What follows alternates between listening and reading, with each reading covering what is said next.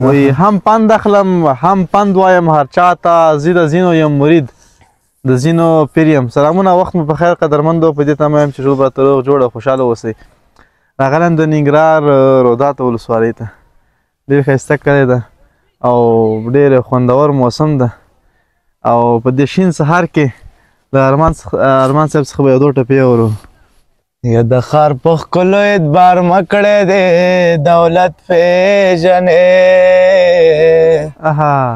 یا د کلیوال مینځار شه محبت پېژنې او دا چې هر سړی تاله سلام کوي او ته ماله دعا کوه جانانا او دا چې خاپر درته سلام کوي او ته ماله دعا کوه جانانا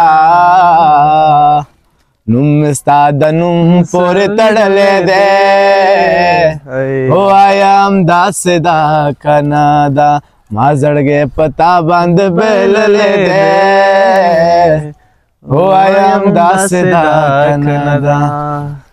ډېره مننه، خوشحاله راته اوسئ.